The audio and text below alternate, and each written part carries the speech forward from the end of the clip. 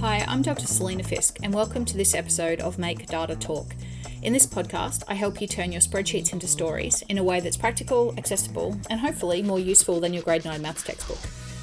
Today I'm going to be riffing about writing good survey questions because, well, rubbish in, rubbish out, right? So surveys are everywhere, aren't they? In fact, I'm probably done with surveys at this point. I had a parcel delivered today, and not long after it was delivered, I was asked to rate the delivery service. Now, I have no idea. It turned up when it was meant to. How do I rate that when somebody did their job? Anyway, rant over. We are going to talk today about how to write good survey questions because, as I said in the intro, rubbish in, rubbish out. There's no point asking questions if they're complex, they're muddying the waters, we're not getting really clear data because it just creates huge problems on the other end when we're trying to sort through it and when we're trying to think about what our actions are going to be because of it. We also don't want to waste people's time. We know time is precious. We know people are being over-surveyed. So if we're going to ask them to take the time out of their day, we want to be making sure that we're actually asking them really punchy questions that we can do something with, rather than turning around down the track and kind of thinking that was maybe a bit of a waste of time. Time is too precious to be spending it answering rubbish questions in multiple surveys. So I work with lots of people who want to write their own surveys and for a whole range of different reasons, want to survey clients, colleagues, whatever it might be. And they come to me asking for a little bit of help on how to write good questions. The biggest problem that I see in the survey questions that are given to me is that they are often overcomplicated. They occasionally ask more than one thing in each of the questions, or they're potentially too long. And they run the risk of really losing people midway or towards the end of the survey when they're kind of sick of completing it and they're running out of steam.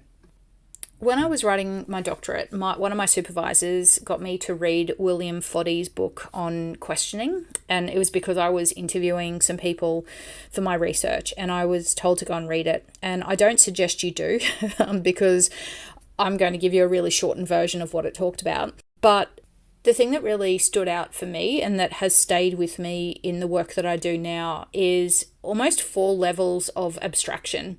The first is that we start to think about, well, what do we actually want to know? The second one is that we then write and we think about, well, how do I actually ask that question in a way that's, straightforward and is going to be understood by the person answering the survey? There's a level of abstraction then by the user because they're reading the question. There's a level of interpretation that they're placing onto the question that we've written. And then there's the level again of how they actually answer the question. So have they interpreted it correctly and have they actually answered it in the way that they intended? A good example of that last point is a survey that I run at the end of my Data Champions program. And in that, I had a really glowing report from one person. I had really lovely comments, brilliant testimonial, really kind of complimentary comments and all of the open text questions. But in every question that was categorical and asked her to rate how much she agreed with each statement on a scale from strongly disagree to strongly agree, she actually strongly disagreed with every single statement, so gave me a 1 out of 5 for every single element. And so even though I write survey questions often, and I obviously put a lot of time and thought and effort into it, and she was obviously happy with the course because I could see that through the comments she had left, there was an element of, she had made a mistake. She'd misinterpreted it and she gave me a 1, thinking that 1 was the highest instead of 5. So I'm just going to go through a couple of tips and tricks that I think are pretty important when thinking about writing survey questions. And hopefully as I go through them, you can have a bit of a think about how you've written survey questions before, what you've seen in surveys that you've been sent, and pick out a couple of things that stand out as insights to you to remember next time that you're writing surveys. So the first one is really narrow the focus. So one of the problems that I sometimes see with surveys is that they're too big and they try to do too much. We want to only be asking questions about things that we can actually control and that we can do something about. So every time you're thinking about a question or you're thinking about a particular element that you want to ask about, I'd like you to also be thinking, what can I do about that? If the data comes back in a certain way, can I actually control that? I do a bit of work with schools. As you know, I used to be a secondary maths and PE teacher, and I was working with a lady recently who had written a survey for some students around their involvement in clubs and activities in school. And it was a pretty good survey, but she also then started asking them questions about their involvement in activities and clubs outside of school. And I kind of put it to her, well, what can you do about that? Like, if their engagement in outside of school activities is low, or if it's particularly high, like, why do you want to know that, and what's the impact of you knowing that? So in the end, she actually decided to completely remove the questions about the external activities because she realized she actually couldn't do anything about it.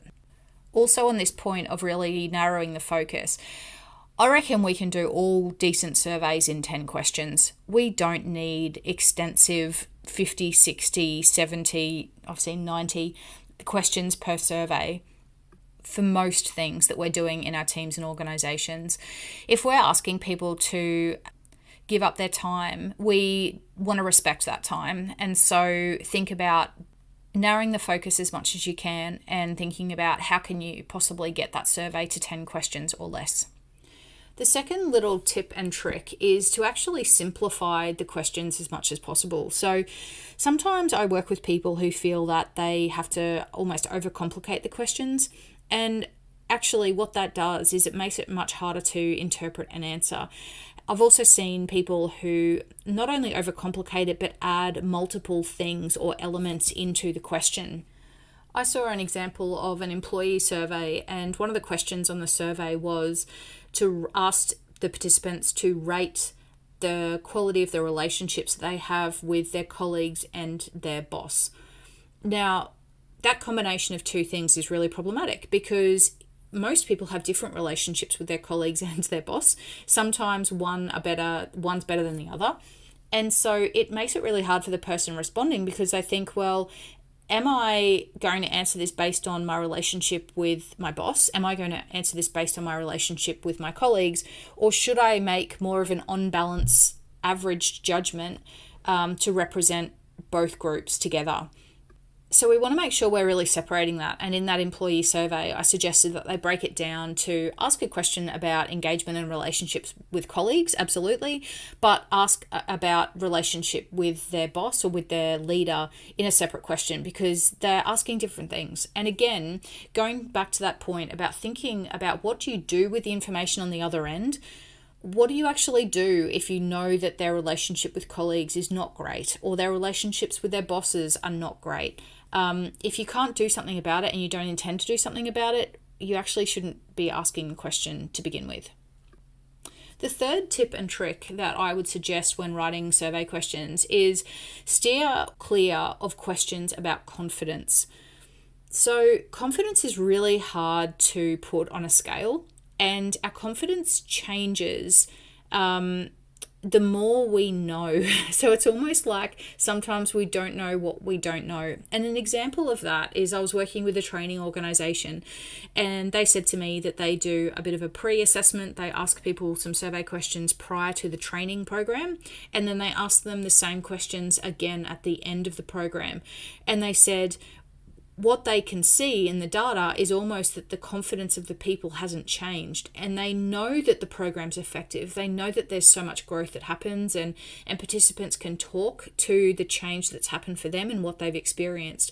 But the data actually isn't indicating an improvement in confidence because inevitably what happens is that prior to that training activity, people have kind of said, oh, I'm kind of okay, I'm kind of sitting in the middle, my confidence might be a 3 out of 5. And then they sit through this training and they see their eyes are opened to this new world, and they kind of realize all the things that they didn't know that they didn't know. And then so at the end of the training program, they're like, oh, well, I'm still a 3 out of 5 because I've learned a lot, but wow, there's so much more to this and it's so much bigger than I had first anticipated. So confidence questions are really tricky. As I say, I would steer clear of them completely. I'd think about how you can ask questions in a different way. Asking about the effectiveness of a program or the impact that a program has had in the training example would be a better way of ascertaining what had happened for them and what impact it had. The next little tip and trick I would suggest is to think about how do you create as many closed or categorical questions as possible. So again, thinking about what's happening on the other end, how this data is going to be analysed, how it's going to be unpacked.